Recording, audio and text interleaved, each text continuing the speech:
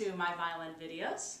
My name's Diane Allen, and this is part 2 in a video series about vibrato. In part 1, you'll find some information, some large umbrella concepts about balancing on your fingers, about finger, wrist, and arm vibrato, and a description of exactly what vibrato is. In this video, I'm going to start to give you some exercises and some ways to approach the beginning of learning vibrato.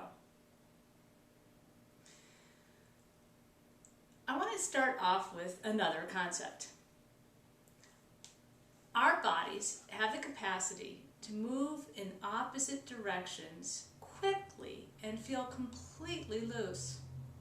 When you shake your head no or yes, or you're waving, any of these motions, I don't know what it's called, I'm sure there's a medical name for it out there, but we're able to freely move in opposite directions very quickly. I happen to know how to do I happen to know how to do wrist vibrato, and so that's what I'm going to be able to teach you. The wrist, when you turn these two bones around to face you to play the violin, it's as if the wrist forgets that it knows how to do this waving motion. You can wave high like this very easily, but when you twist, it feels a little more challenging.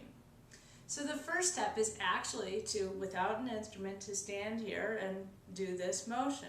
And I love to start off with large exaggeration, big motions. And I want you to notice how limp my fingers are. They're just going for the ride. They're naturally opening and closing. The next step is, my favorite, to actually use a shaker. I've had students learn how to do vibrato with a shaker, and I've also had students who had a very difficult time with vibrato drastically improve their vibrato by use of a shaker. So you're just going to do the same motion, but now you have a sound to represent what you're doing in your hand. This is an example of wrong, where you're just slamming whatever's inside the shaker from one wall to the other. Really what you want to hear is the rolling around of what's in there, because vibrato actually is all about hearing the journey, not the destination. So you want to hear that inner workings of what you're doing. I assign this for 30 seconds at a time, 4 different times during your practice.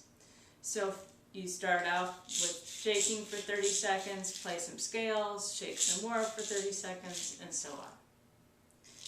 The next step would be, with your violin and the shaker, to put your arm against the shoulder of the violin. And it's all exaggerated, but that's good. We want to start off in an exaggeration mode, and we do the same thing. The next step would be to, I think many different people use this, they perhaps put a tissue on the strings, but you're going to put your hand in the corner, thumb back down in the normal place, and basically shine the strings with a very light touch, not even pressing the strings down. But we need to hear what we're doing, because as we discussed in the first video, I'll show my lovely picture again, we have an upper boundary and a lower boundary, and we want to create the same upper boundary and lower boundary. So I'm going to, usually I tell people to make sure nobody's in the house when they practice this so that they're alone. But you're going to want to hear what this sounds like, to hear that you're doing the same upper boundary and the same lower boundary. This would be a wrong example, where it's all over the place. So even though I'm not playing any specific pitch, we do hear a general high end and a general low end.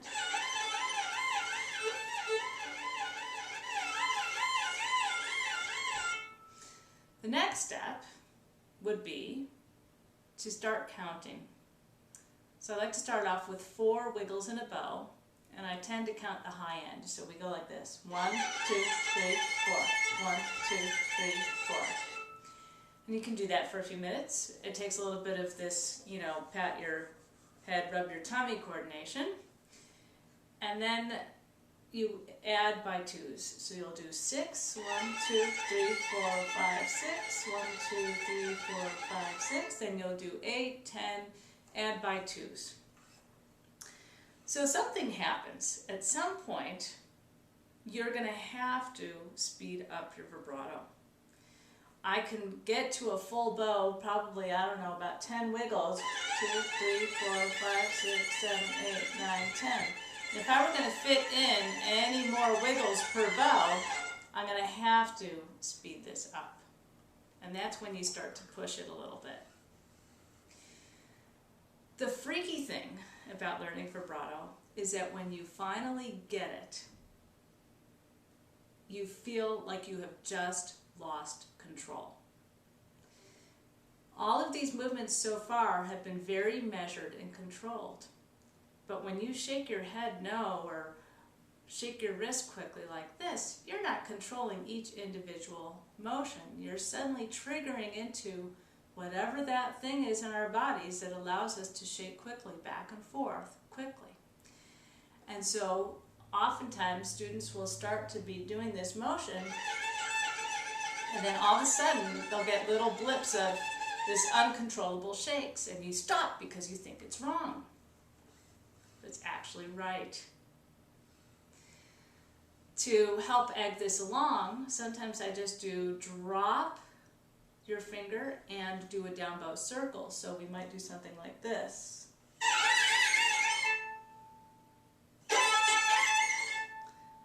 Just so it's free.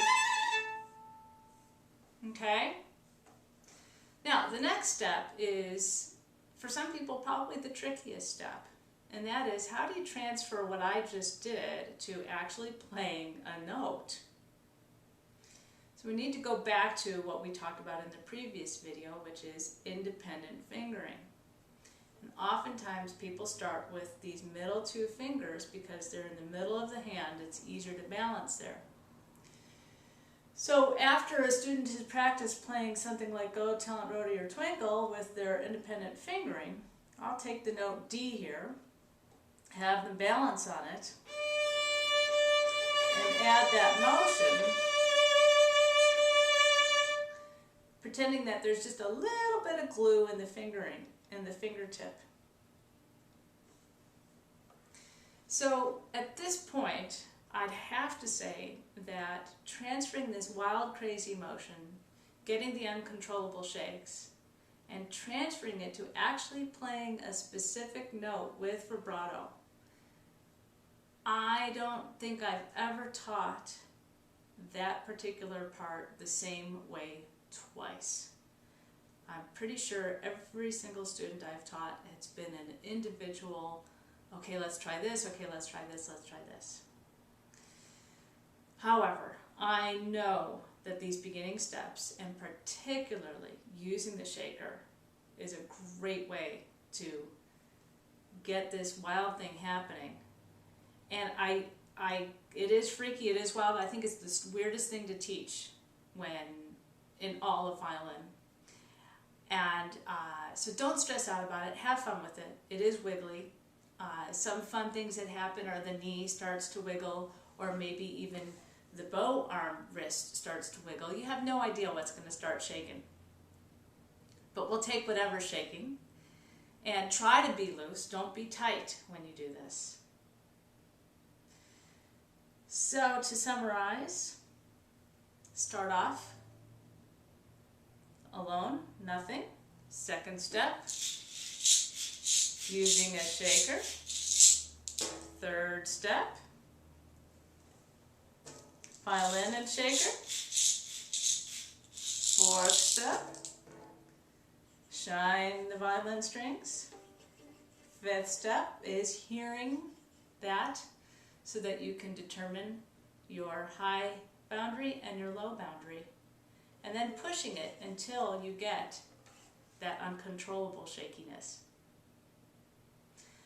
Once again, I wish you best wishes on your vibrato journey. It's really the juice of violin playing. It's where we get a lot of our emotion and beauty. And I love the sound of vibrato. I know you do too. It's why else would we all strive to do this crazy thing with our arm twisted and a violin on our chin? It's really craziness, but anyways, enough of that. Best wishes again, and I look forward to seeing you on future videos.